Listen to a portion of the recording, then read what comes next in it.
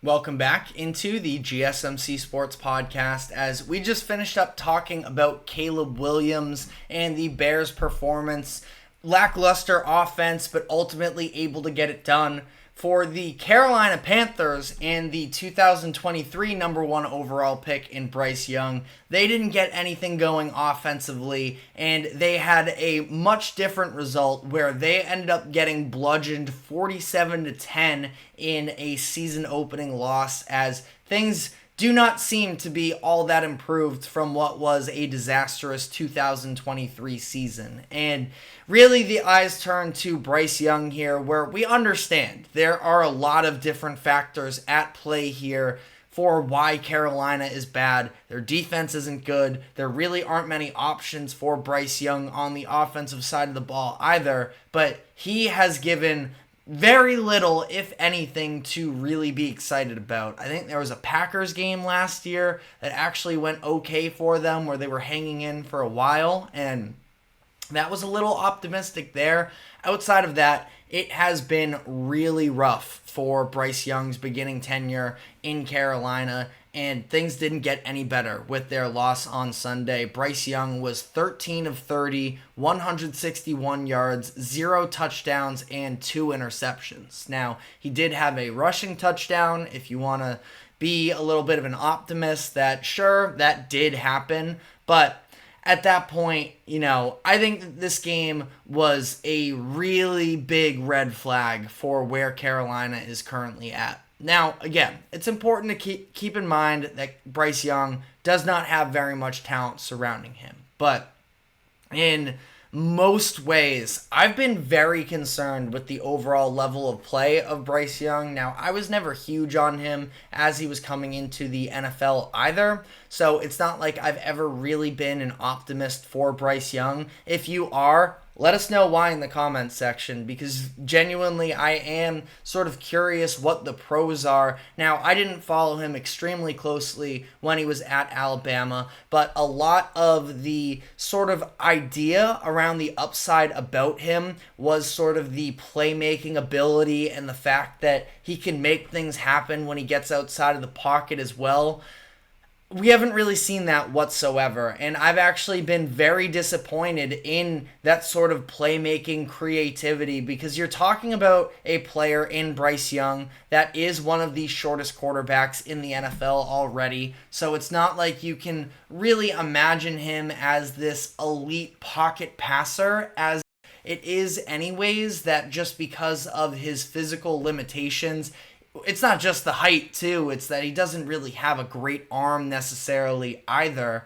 But even when he gets outside the pocket, I mean, he's missing throws. I believe it was, sort of running up in the pocket where he ended up throwing that second interception. He had a wide open Adam Thielen who actually made a pretty good decision on a little bit of a broken play, just ends up choicing his route up a little bit more and just totally airmails it, ends up falling into the arms of a defender of Jordan Howden. And I think that everything that we've seen from Bryce Young has been really concerning. Now, he made a couple throws, I suppose, in this game. He put together a pretty solid drive towards the end of the first half where he ends up, getting them some points right there going into halftime. At that point, the game's already lost, but even still, it's just about the process of Bryce Young, of seeing, can he learn from mistakes? Can he get better?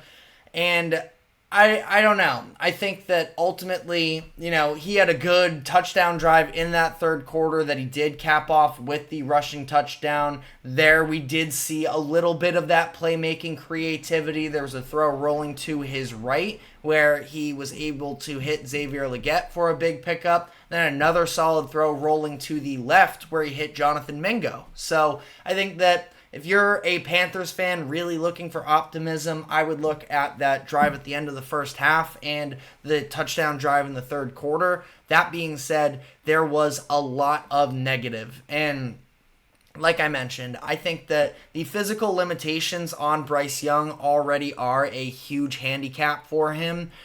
If he's going to sort of find a way to pull this out, I think he has to be way better mentally and processing wise, because there were multiple times where, this also does fall on the shoulders of the offensive line, which is not very good, even with them investing into a couple of guards in the offseason, Robert Hunt and Damian Lewis. Offensive line still did not look good for Carolina, but that being said, multiple times Bryce Young and the O-line just were not able to recognize the blitz that the Saints were firing, and multiple times Bryce Young got himself lit up. And, a little bit of a shout out, I suppose, as well to Alontae Taylor for the Saints, the nickelback corner for them. That was excellent in this game. He ended up getting home to Bryce Young 3 times in this game, but, a couple of them as well. Like, he was just running untouched because there was just a failure to recognize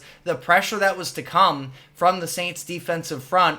Ultimately, nobody ends up blocking, and Bryce just sort of, even though he knows there's probably a free rusher coming, or maybe he doesn't, which is another one of those issues, is just unable to get the ball out of his hands quickly and, just avoid taking a sack like that. And Bryce was brought down 4 times in this game as a whole. Now, again, a lot of that's on the offensive line. I do think that Bryce is, partially responsible for that as well, because the pre-snap recognition doesn't really seem to be clicking for him up to this point. And I hate to just, water things down to a player's physical stature, because if we know anything about the NFL, it comes in all shapes and sizes. Aaron Donald is maybe one of the best defensive players in NFL history, if not, at least in my lifetime. He's my favorite / him and JJ Watt. It's a little bit of a toss-up for that greatest of all time, but that's a whole different debate there. But Aaron Donald was, for an interior defensive tackle, was nowhere near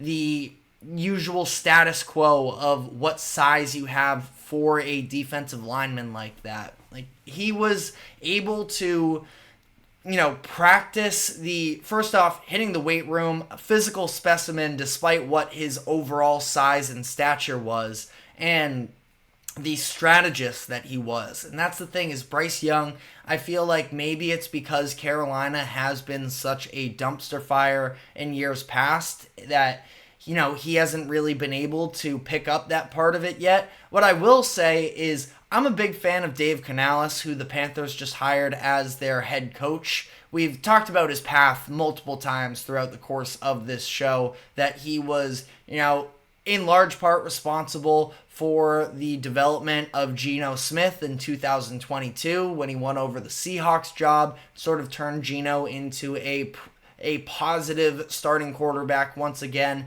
Had a similar role as the offensive coordinator in 2023 with the Tampa Bay Buccaneers, which saw Baker Mayfield have the best year of his career. So, if you're trying to be optimistic about how this is going here for Carolina, that Canales now has a full game's worth of tape that he can show to Bryce Young and try and help him develop from there. I think it would be pretty irresponsible to fully write off Bryce Young for the season just because of how week 1 went against a pretty tough defense as well.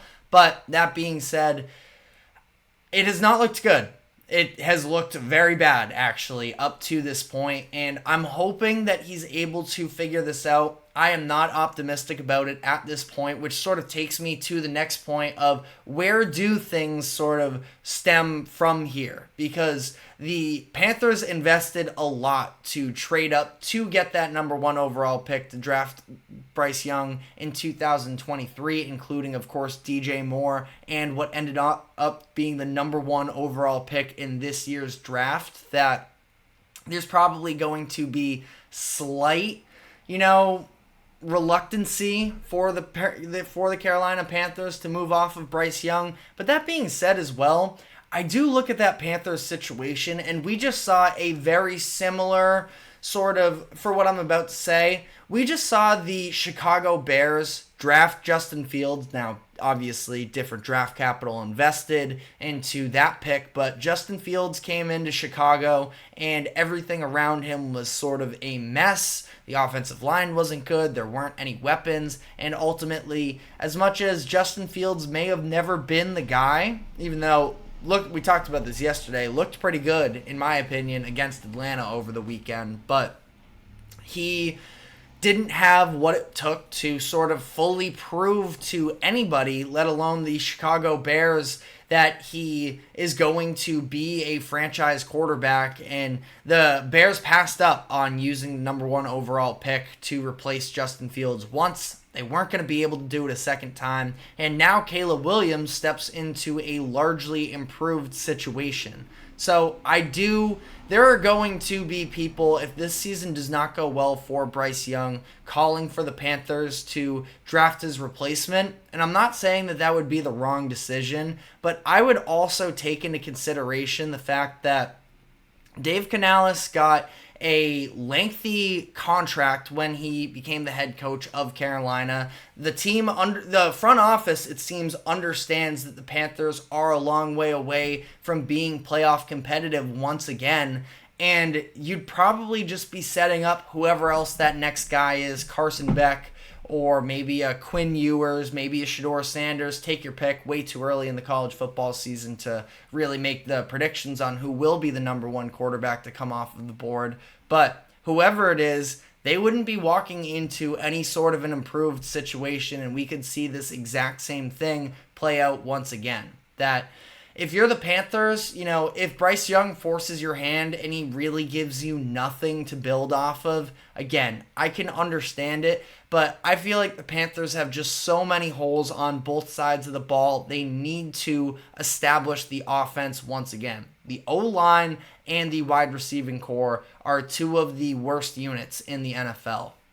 And that's something that whoever the replacement is going to be in trouble walking in day one. So ultimately, again, to fully put a bow on this all, I am very concerned with what I've seen from Bryce Young up to this point. Again, as somebody who's never been a believer in him, but we can also acknowledge that the surrounding factors are also pretty disastrous as well. And Panthers fans are going to start to get impatient, and I understand, but you have to take into consideration as well, Rome wasn't built in a day, and this entire roster needs some serious overhaul.